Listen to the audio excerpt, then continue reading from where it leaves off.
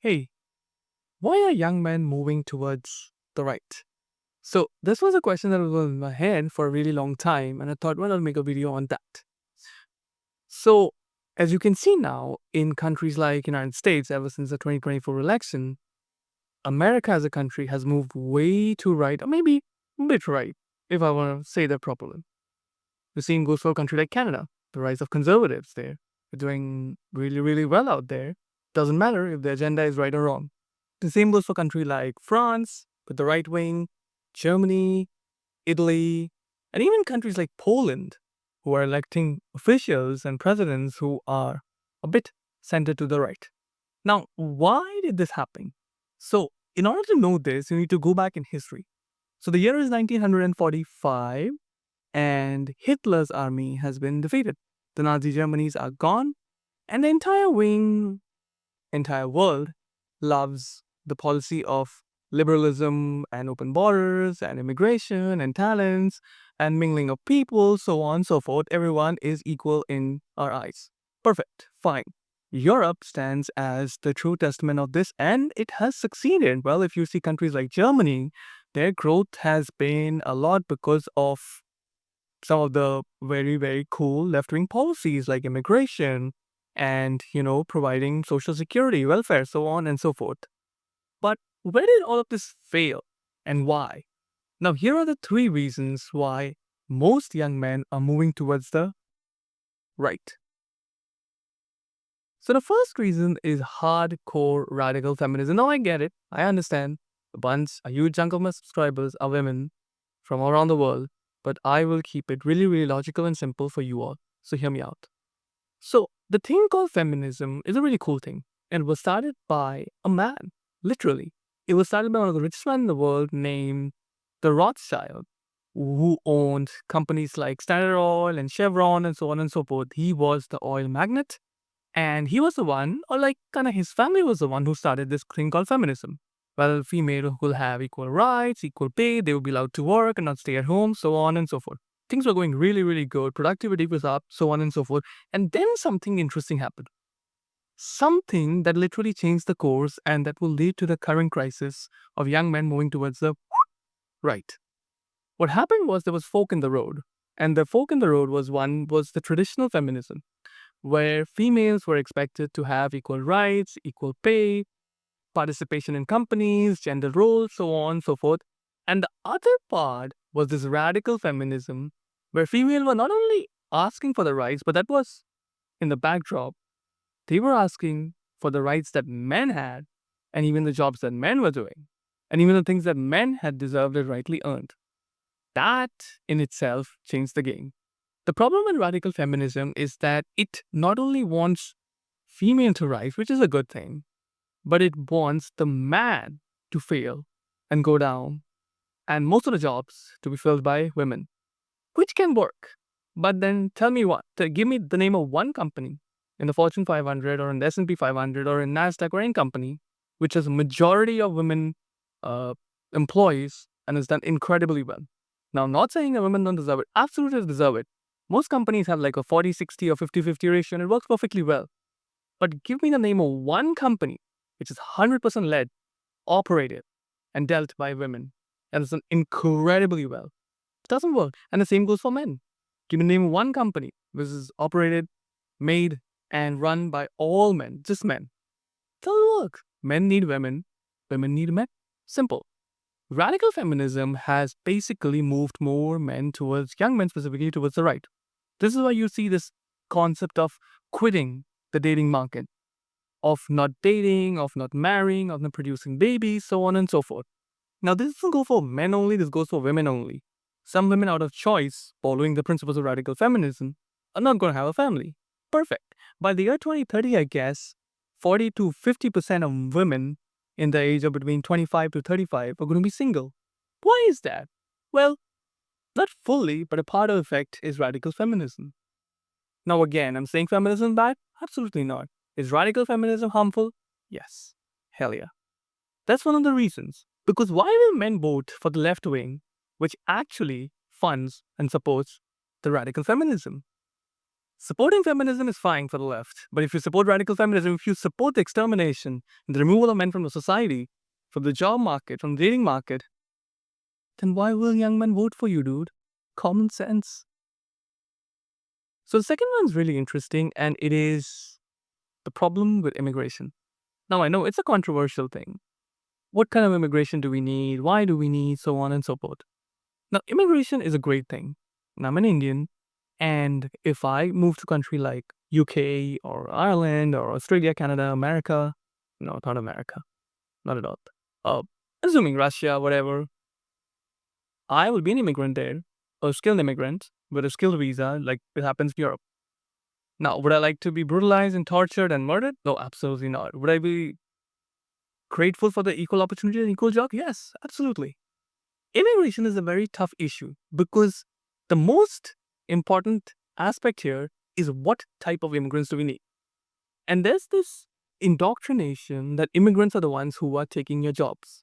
I'll give you a very, very simple example that I was thinking in this afternoon. So I was watching some weird, cringy TikToks on Reddit, and this person comes up and says, immigration is the reason why, we don't have jobs and so on and so forth. Actually, you are not wrong, because I'll give you an example. In America, an average worker working in Starbucks or maybe McDonald's would be expected to pay 15 to 20 bucks an hour. Now, if you do the same work with an immigrant, you can literally pay an immigrant pennies on a dollar, like 7 or 8 bucks or 9 bucks. That literally saves you half the dollar. So you can literally employ 2 immigrants at the cost of employing one national, one regular guy from their country.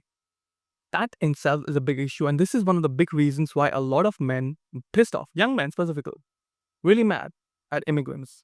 They are not mad at the concept of immigration because they know if US stops immigration, that bloody country is going down in under 1 year, because immigration is the life of the United States, immigration is the life of Canada, and so on and so forth of these countries.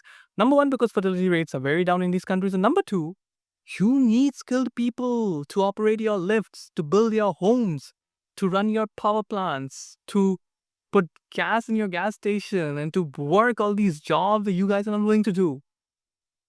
But it has been said in a way, and the things that immigrants are doing, some of them, a very small chunk, maybe 1% or less than 1%, is what that catches attention in the media and the news in a traditional sense and the reels, which has put men towards the right.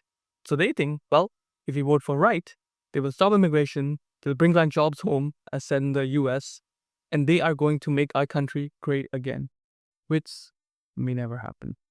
Moving on to the third one. The third point is a bit bizarre in a way, which is the cost of affording to live. So I remember very clearly the year is 2024, last year, similarly this time.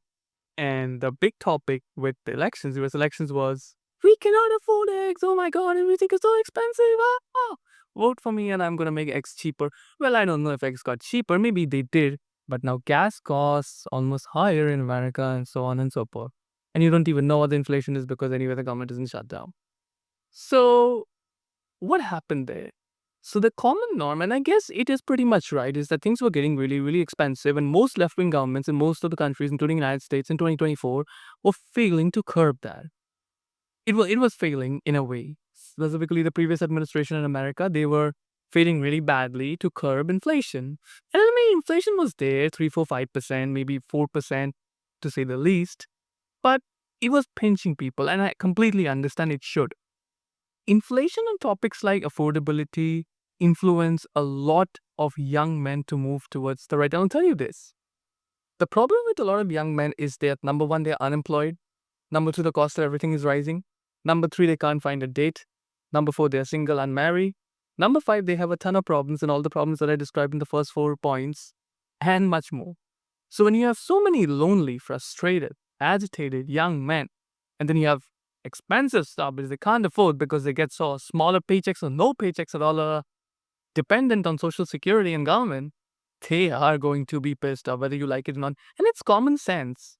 I guess a lot of left-wing governments don't have common sense, specifically the one that the United States had in the previous administration.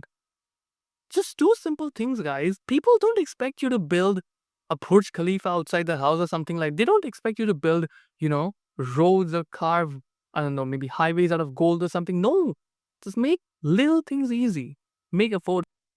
education easy, affordable or free if you can, make healthcare free or affordable if you can, make fooding, curb the inflation. Don't do it like what China did, which caused deflation, but do some common batshit things and people are pretty much fine, guys. If you look at the history of humanity after World War II, I guess 70% of the time ever since World War II, most of the left-wing governments have ruled people in different countries, including the United States, Canada, entire Europe, including India. So what happened there? Well, where did the left wing missed out? Missed out because it went arrogant and ignorant. Not gonna lie, I'm not a right winger. Either I'm a left winger. But common sense is common sense. And this is what pisses off the young men when they don't see common sense being displayed. So eggs didn't get cheaper.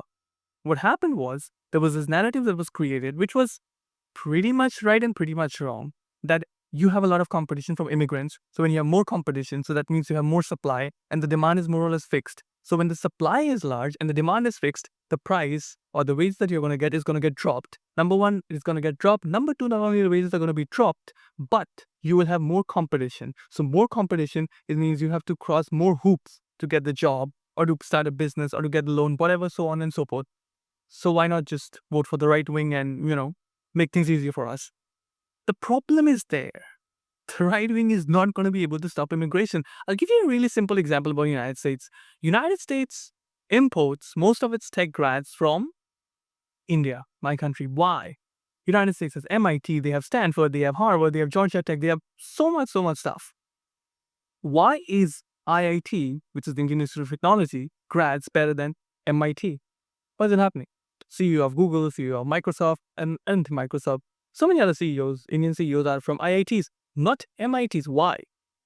Because you guys suck at something. And you guys got to fix that hole from importing talent from outside, which is perfectly fine. You cannot replace that overnight. This is where the right wingers don't understand things. In order to bring production home, as you're saying in America, in order to bring, good talent home or, develop that talent, you literally need 20, 30, 40, 50 years to do that. Imagine a child being born, an American kid being born.